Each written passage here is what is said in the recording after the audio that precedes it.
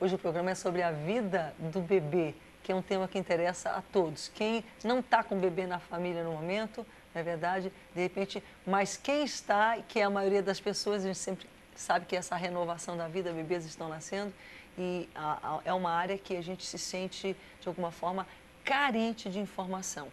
E eu creio que hoje a gente tem a internet, que é uma coisa boa, mas pode também ser uma coisa negativa, porque a gente encontra, a não ser que a gente veja muito bem a fonte, de onde aquela informação vem, quando a gente busca na internet, a gente pode estar entrando numa fria. Então, no caso do livro A Vida do Bebê, do Dr. Rinaldo Delamare, que já tem décadas aí de comprovação, na verdade, de experiência de tantos leitores, de gerações de brasileiros, ele está sendo relançado. A gente tem até uma matéria com o Dr. Edmilson Migovski, que também está com a gente no programa hoje, que foi um dos colaboradores, um mentor, digamos, dessa nova edição. Vamos lá conhecer o livro. A chegada de um bebê significa uma grande transformação na vida dos pais. Foi pensando nisso que o Dr. Migovski relançou uma edição especial do livro A Vida de um Bebê, escrito e publicado em 1941 pelo Dr. Rinaldo Delamare. E nele vai uma dica imperdível: nada de se descabelar na hora de cuidar do seu bebê.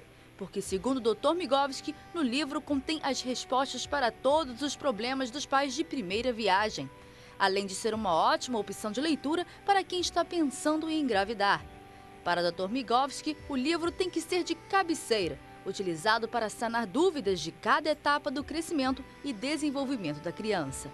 A cada mês ele vai dizendo quais são as novidades na evolução do bebê, que tipo de comportamento que ele vai ter, e depois do 6º mês em diante ele começa a falar do tipo de alimentação. Então é um livro que casa justamente essas duas situações, da alimentação, desenvolvimento e das principais enfermidades que afetam o bebê. De acordo com o IBGE, a cada hora nascem 321 bebês no Brasil. Isso calcula mais ou menos cerca de 5 fofuras por minuto. Todo ano surgem descobertas recentes no campo da pediatria. Migovski diz que o relançamento do livro, a cada ano, é importante para atualizar os pais de cada situação em que o pequenino pode passar, além de ensinar como agir em diversas situações. O livro promete auxiliar não só os pais, como todos os familiares, apresentando as informações básicas de cada etapa da vida do bebê. Uma criança que tem os 2 primeiros anos de vida e a vida intrauterina é monitorada com reposição de vitaminas, sendo bem conduzido, é um adulto, é uma criança que vai se tornar um adulto com mais saúde. Então, os 1000 dias de vida, eles realmente são fundamentais para um bom desenvolvimento do bebê e do adulto. Essa é uma área realmente que a gente vê que o nosso país tem melhorado um bocado, mas há um grande desafio, sobretudo em áreas muito carentes do Brasil. Essa qualidade de vida no pré-natal, na preparação, a gente já viu antes da gravidez, e depois, durante todo o período da gravidez e nos primeiros 2 anos de vida, esses 1000 dias, esses 3 anos são vitais para a saúde futura daquele pequeno cidadão. E a gente vê que hoje no Brasil já melhorou, a gente sabe, mas nós ainda temos um bocado para caminhar. E claro que está aí um livro, um manual, a gente pode chamar, a Bíblia dos bebês, e que vai trazer toda essa instrução. A gente debateu um pouquinho aqui, a gente quer aproveitar, obviamente, né, a presença dos especialistas aqui, e os pais que estão em casa, avós. Eu, por exemplo, como avó, eu tenho 4 netos, a mais velha ainda tem 3 anos. Então, você vê que eu estou na fase, estou no auge. Vamos lá, os primeiros 6 meses, a gente gostaria de debater mais a fundo, mas a gente sabe que essa etapa, vamos lá tentar fazer do 0 a 3, 3 a 6. Uma coisa que eu percebi, quando a criança nasce, a cada mês, literalmente, é visível uma mudança naquela criança. Mas a cada 3 meses, acontece uma mudança maior. 3 meses, 6 meses, 9. É isso mesmo, assim, porque eu fui observando em cada neto, isso foi ficando... não é uma coisa que eu assim, quando a gente está com os filhos, a gente já está tão ocupado com os netos, não, a gente tem um pouquinho mais de distância que permite a gente ver esses detalhes. Então, como é que são esses marcos? O que é importante? Por exemplo, um bebezinho nasce, vamos levar ele para casa. Em muitos hospitais brasileiros, para levar ele para casa, você já tem que ter uma cadeirinha, se você vai de carro. O livro também contempla isso. Como é que é isso? O que é importante importante nesses primeiros 3 meses, em termos do sono, em termos do cuidado, em termos, por exemplo, da alimentação? A alimentação, Rebeca, é basicamente o leite materno leite exclusivo. materno. Quando a mãe não pode amamentar, por exemplo, uma mãe que é HIV positiva, são 2 restrições hoje em dia, né? Aquela mãe HIV positiva ou que tem outro vírus parecido com HIV, que é o HTLV. São as 2 grandes indicações. Por exemplo, a gente está falando aqui para a região norte, que tem uma região que é, infelizmente, uma alta endemicidade para a hepatite B. Mesmo uma mãe que tem hepatite B, se o bebê foi vacinado no pós-parto imediato, ela deve ser amamentada Então, ao peito. se ela não pode simplesmente entregar os pontos. Bem, eu tenho essa doença, meu filho vai ter também. Se ela fizer um acompanhamento médico acurado, correto, Isso. ela tem como tentar proteger então, o filho dela. você não pode hoje dar leite materno nessas 2 situações. E é por isso, inclusive, que o livro ele desestimula aquilo que a gente chamou, até que teve uma confusão na época, que é a amamentação cruzada, né? Que é aquela mãe que tem a Isis tem um bebê, e a Isis não pode amamentar, e pega o bebê e dá para a Germana dar de mamar. Quer dizer, essa amamentação cruzada não é permitida mais, porque pode ser que aquela mãe, chamava assim mãe de leite, né?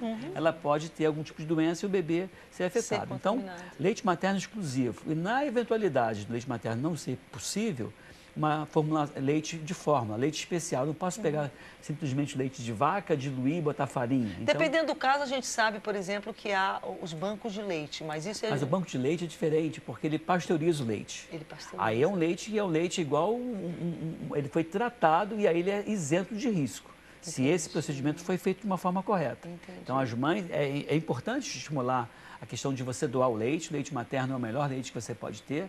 O leite da própria mãe melhor ainda, mas o leite de uma outra mãe a é Tereza bom. doou muito leite. Mas aí o leite da Tereza foi doado e foi pasteurizado antes para Santa Casa, do em bebê. Belém. Então tem esse cuidado. Entendi. É fundamental. Mas o senhor falou uma coisa interessante, que a gente sabe que ainda existe muitos rincões no Brasil, de simplesmente pegar um leite e botar uma massa. Bebê precisa de massa no leite? Não, e que leite você deve dar para um bebê? Por exemplo, dá o leite normal que você toma ou o leite da vaca? Não é. Hoje em dia, a preocupação desses 1000 dias contempla isso. Então, existe uma formulação. Antigamente, eu dei leite ninho.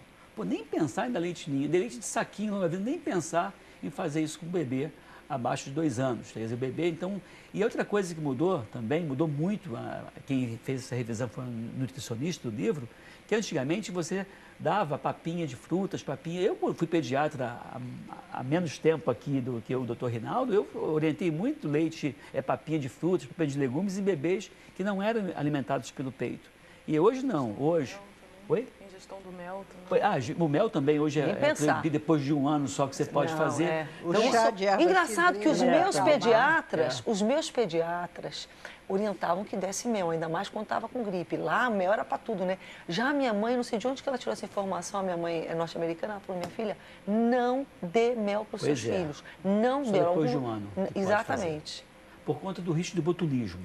Isso. Que é possível nesse intestino prematuro. Isso mesmo, isso que ela falava, é mesmo. Eu estava até esquecendo qual era o que o adulto pode tomar e a criança não pode? Porque esse mel pode estar contaminado com a bactéria. Entendi. E aí essa bactéria no tubo digestivo da criança, que não é igual ao do adulto, permite que a bactéria se desenvolva e produza no intestino a toxina botulínica. Que é o botox, só que é diferente, né? Aí pode realmente dar o botulismo. Não, o botulismo é algo seríssimo. Abaixo de 1 ano. E aí é proibido. Então, assim, a gente percebe que o livro foi muito mudado na questão da alimentação, muito na questão das vacinas. Mas o senhor estava falando, desculpa, volte por favor, a papinha não ficou claro para mim. Só depois de 6 meses. Só depois de 6 isso aí tá. Mudou, não, isso é recente, viu? É recente. Se bem que o meu pediatra só introduziu isso com 6 meses. Eu fiquei só no leite materno até o 6º mês. Não, mas isso tipo assim, era lá. Não, mas naquela época, o leite materno exclusivo até o 6º mês, já há muitos anos. Isso. Mas o que fazia? Quando a pessoa estava dando leite de vaca, o leite de fórmula, Neston, o Nestogeno, esses leites, o que acontecia? A gente introduzia mais precocemente a papa de frutas e papa de legumes. Certo. Hoje não. Leite materno ou formulação especial para pediatria... É a mesma coisa, até o 6º mês, ponto. Isso. No 6º mês em diante, você vai. Então, você desestimula... O que fazer com bebê com cólica? A gente sabe que até o 3º mês, muitos bebês apresentam cólica. Eu tive uma neta que teve cólicas... sérias. Então, ela, tipo assim, findou que o pediatra tirou, como ela era só leite materno, primeiro ela tirou tudo que pudesse produzir gás, refrigerantes, feijão, brócolis, da mãe, da alimentação da mãe. Depois a médica tirou a lactose, que eu falei, que coisa estranha, porque para mim, o que se dizia para mim quando eu estava amamentando, que leite produz leite. O médico falou, hoje já se sabe que é lactose. Tiraram a lactose, tiraram os ovos, tiravam o glúten. Ajudou. Eu tenho que admitir, a criança melhorou. Tem que ver se foi depois de 3 meses, porque ia melhorar sozinha. A Tereza falou, mamãe, eu vou comer o quê? Arroz?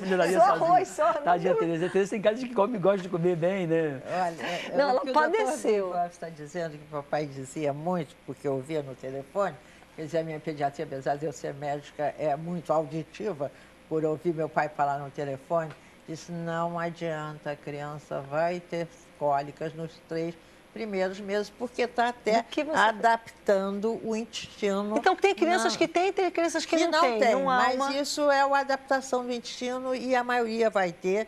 E é uma adaptação de intestino depois de 3 meses, como o doutor Miskovski disse. Aí já mas você sabe que está certo? Porque tirar essas coisas ajudou. Mas a cólica não foi embora, não. Mas tem um detalhe só também. Só foi embora quando ela completou 4 meses. Tem um detalhe. A criança está com fezes na fralda. Ela vai... Está com xixi, está com sono, está com fome. Quer dizer, toda e qualquer reação dela é muito primitiva. Então, a ideia que passa, quem está olhando, é que está tendo cólica. Às vezes não é cólica. Pode ser mas refluxo, eu estou falando cólica, choro. Aquela criança que se encolhia, chorava até 3 da manhã. Tinha dia que era assim. A noite inteira. Ela dormiu o dia inteiro, era uma beleza. É uma beleza, se dorme de dia. Mas só voltando um pouco na questão da amamentação exclusiva, para poder ilustrar bem, algumas mães se negam a dar o peito. Elas podem dar, não há nenhuma restrição, mas às vezes se prendem um pouco na questão estética, vai causar flacidez. Vamos pensar um pouco mais na criança também, porque o movimento de sucção do leite estimula os músculos faciais, estimula o desenvolvimento dos ossos faciais. Isso vai prejudicar a criança para o resto da vida. A mamadeira, o leite sai mais fácil, né? E a mamadeira, ela só será indicada em casos, assim, bem individuais. Tem a técnica do copo, às vezes você olha um recém-nascido bebendo um leite no copo, sim, porque ele posiciona a língua de uma forma diferente. Então, assim, é toda a estimulação dos músculos para poder fazer com que esse crescimento ósseo seja do desenvolvimento então, saudável da criança. Destacar isso para as mães, quanto é importante, o movimento de sucção. Mas sabe o que eu tenho descoberto? Que essa questão da flacidez, ela tem mais a ver com a ganha, você ganhar e a perda de peso depois, enfim, com a idade. Então, se você tem ou não tem bebê. Sim, entendeu? Mas ainda existem tantos mitos, né? Isso. Então, mas eu percebo, eu tenho para mim que o amamentar é positivo para quem quer porque o útero, com o estímulo da amamentação, a gente sabe que a contração dele é mais rápida e mais eficaz. Então, a sua barriga vai baixar, vai ficar bem mais rápido. Positivo, eu contesto isso. Exato, positivo para a mãe, positivo para a criança, porque uma criança, a sucção não é só para alimentação, é a questão do afeto, da troca de carinho. Então, uma criança que vai ao peito até os 6 meses, ela é uma criança que não vai geralmente pegar uma chupeta, não vai chupar um dedo, porque ela não é uma criança carente, ela tem um contato com a mãe, ela tem aquele momento único. Então, é uma criança que não vai gostar muito de uma chupeta, de uma... nem o filho meu pegou chupeta, eu pelei, eu achei que você tem nem que vou ouvir, nem vou ouvir, viu? Não vou ouvir. Doutor, não vou ouvir. Olha, dá, porque vai te ajudar, não vai ficar... Ou suga você ou suga o pipo. Mas que nada, eles não queriam chupar pipo. Eles queriam você. Chama aqui, né? A gente tem que ir no intervalo, gente, tá voando. A gente vai tentar pular para a próxima fase, que eu fiquei com muitas perguntas dessa. Vocês vão ter que vir para muitos programas, a gente volta já já. Cabeça pra cima.